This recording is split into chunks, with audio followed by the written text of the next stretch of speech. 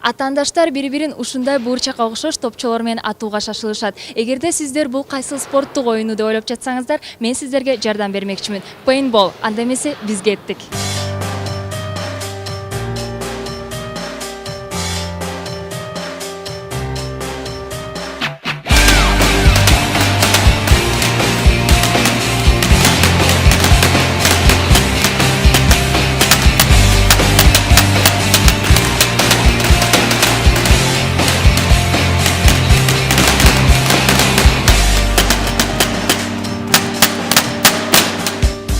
Биз көптөн бери пейнтбол ойноп көрөлү деп кыялданганбыз. Бирок негедир бир нерсе тоскоол жараткандай болчу.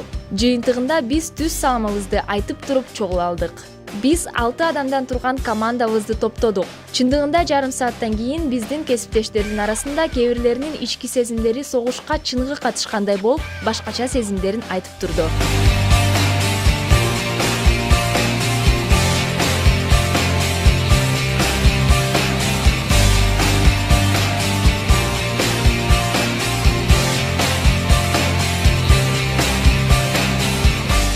Баарыбыз эле бала кезде колго тактайдан жасалган курал кармап, өзүбүздү снайпер катары элестетип ойногонбуз. Азыр ал оюн чоңдор арасында да ойноло турган деңгээлге жетти. Пейнтбол көңүл ачуучу экстремалдык оюн.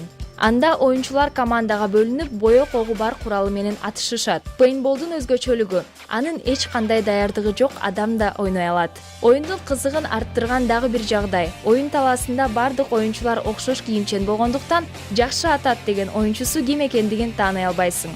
Пейнтболдун качан жана кайда пайда болгону жөнүндө түрдүү версиялар айтылып келет. Алардын кээ бирлерине таянсак, пейнтболдогу маркер Канадада бактарды кыйган адистер тарабынан колдонулган.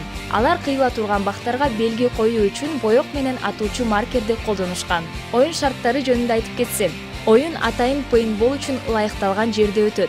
Денени толугу менен жапкан атайын кийим, башка шлем, колго колкап кийилет. Оюнга киришүүдөн мурда инструктор тарабынан айтылган кеңештерди, маркерди туура колдонуу жана оюн эрежелерин эске алуу шарт. Фантазияга жараша оюнду түрдүү сценарий менен өткөрсө болот. Мисалы, эки команда бири-бирин базасын басып алуу, дуэль, барымтага алуу же куткаруу жана башка. Боек дененин кайсы бөлүгүнө тийсе да оюнчу беттештен четтетилет. Ого калбай калган оюнчу да беттештен чыгарылат. Алгачкы пейнтбол оюну 1981-жылы Нью-Йоркто 12 адамдын катышуусунда өткөн. Бирок ал убакта азыркыдай сууда эрип кеткен турган боегу бар шариктер колдонулбагандыктан каалоочулар аз болгон.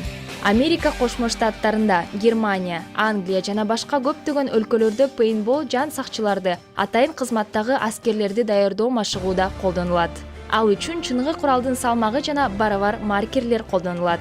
Изилдөөлөрдүн жыйынтыгында караганда, пейнтболдо теннис, футбол жана гольф сыяктуу спорт түрлөрүндө караганда жаракат алуу коркунучу аз.